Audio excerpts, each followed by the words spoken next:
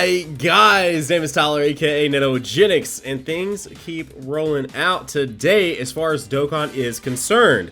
We're already starting to get some sort of stuff in about what could be happening and changing on Dokkan for the 4-year anniversary. Now, one of the big things that the 3rd anniversary brought with it as far as a gameplay sort of mechanic type thing would be involved would be Dokkan Battlefield. And of course, that is a seasonal game mode that we really weren't expecting them to do. That has been, for me at least personally, a very enjoyable mode. You guys know I've covered it pretty much every season since it launched last year, and we have a ton of fun taking on that mode. Well, it looks like with year 4, as you guys can see on here, a huge shout out to I Seriously, as well as again to Team Dokkaner, two basically leakers that have been pretty much on point with everything that they have ever sort of talked about. Looks like we got 4.2 here, which is what I Seriously mentions here is so the year 4, I guess. So shout outs to them. Links to both their Twitters will be down below. Of course, you can see them right here because we're just capturing off of my iPhone this time because I feel like that's a bit easier than me, you know, bringing over the tweets or anything like that. So here's what is potentially planned for 4.2. BGM schedules could mean voices. Now that is just speculation. However, the other stuff, not so much speculation. It pretty much just states what it is. Ultimate specials / active skills. And then wallpaper items? What? So let's actually hop into the, actual sort of screenshots here. So active skill sets and active skills, BGM schedules, ultimate specials, and wallpaper items. So what does all of this mean? I don't fully know exactly, because what in the world? To clarify, it is likely the gameplay of Dokkan evolves with 4 years, hence the new types of skills. Noted. Oh my gosh. So, ultimate specials in Dokkan Battle. Now, to me, the only thing that sort of makes sense here, and this is me just literally, they're the ones developing the game. They're the ones making millions and millions of dollars off this game, so this is all on them. But me, just looking at that, I immediately go to Ultimates in Legends, which of course, once a certain amount of time has passed, you click on it, use their main ability, and then you get an ultimate card to use, you get something even cooler than their normal sort of special, ability, which is something that could potentially be coming to this game. That would be awesome. So not only do we potentially get new LRs, whoever it might be, for year 4, but then we also, on top of that, they have new sort of abilities. Now, I feel like whatever it may be, it can't be too game changing. I mean, Dokkan has been very successful. We're 4 years into this game, very successful game. It's a very passive game. Unless I'm playing SBR, or maybe some of the harder Dokkan events, I can pretty well sit there on the couch, watch a show with Brianna, and play Dokkan and it not be very difficult for me to do. Whereas Legends is a more sort of active game. I can do some of the easier things like farming Zenny, farming, souls and stuff like that. But when it comes to PvP or some of the harder challenge fights, I can't really pay attention to what's going on the TV and play at the same time. Absolutely, like 100% of my attention is on Legends. And that's one thing I really like about Dokkan Battle too. It's a very give and take type thing with both these games. One thing I like about Dokkan is that I can sit out there on the couch, watch a show with Brianna, and I don't have to worry about too much of what's going on as long as, I'm farming up, most recently farming up Dragon Ball Super Broly movie stuff for the new Frieza, the new Broly, the new Goku, the new Vegeta, stuff like that. It's very easy for me to be able to do.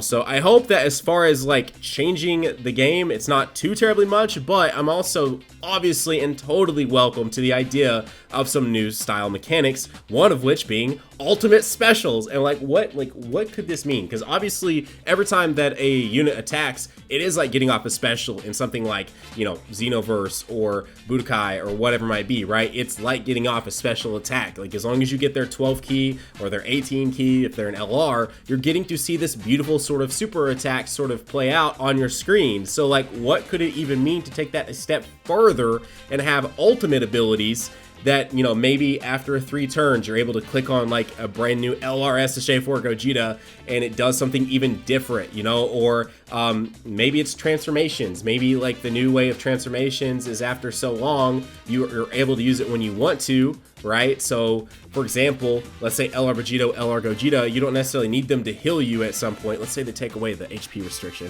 You don't necessarily need them to heal you up, but you know that that's a key mechanic that you would love. So after like 4 turns, you can use their main ability. And you're in SBR, and you don't necessarily need it at 4 turns, right? So you're like, no, I can wait till they come back. And they come back on the 6th turn, and you're like, all right, I'm a little low right now. That's going to fully heal me. It's going to make them transform. It's going to do this, and you click it, and just boom, like things happen. Like that could be so friggin' cool. And then voices, I feel like voices will be probably minimal, if I had to guess. Like at most, probably something like in Legends. If you guys don't play Legends, when you click on one of the characters in Legends, you get basically like just a quip from them, just a quick little line from one of the characters. That's probably the most I would expect out of voices in Dokkan. I can't imagine that they would fully voice what they're actually saying each card. I mean, each card does have something that pops up, you know, and they have some sort of like line that they say. That seems a little intense, but at the same time, Dokkan is still so big. Dokkan is making them so much money, it wouldn't be probably the most difficult thing for them to bring in the VAs or just grab other sort of, you know, voiceover work that's been done before on other games that I'm sure they own. They could put into the game. But yeah, I assume voices in game will be somewhat minimal, or maybe it will be pretty heavy and it will be moving forward with the newer characters. I don't this is cool, guys. I'm so excited seeing this stuff because I think year 3 was really hype. I think overall year 2 may have been even crazier than even year 3, but I think, man, this is shaping up to be some awesome stuff here. Like some really awesome stuff. Voices, new ultimate special slash new active skills and new active abilities that could potentially introduce new game mechanics into the game.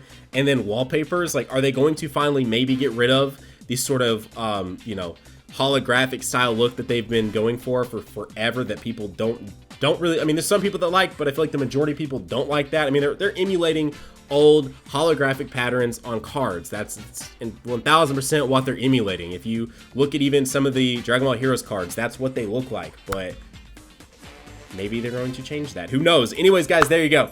If you guys enjoyed today's video, I know it was a bit short. I know it's way more news heavy related, but if you have any new to the channel, we're trying to hit 500,000 for the end of 2019. So consider going down there, hitting that subscribe button, and joining the hashtag NanoFam today. Subscribe and like button as well. Guys, have a great day. Keep on keeping on Nanogenix and off, and I'll see you all in the next video.